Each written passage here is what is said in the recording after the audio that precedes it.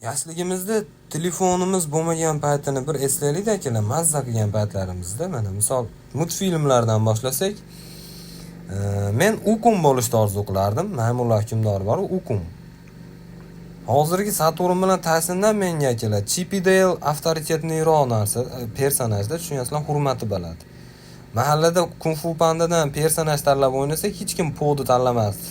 Chunki Po ona meshqoringa o'xshardi.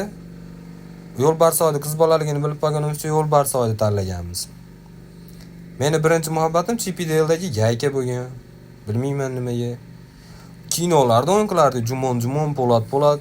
Jumonda misol kimdir chingalchik tutkizsa Sasiyoni bo'lishiga to'g'ri kelardi.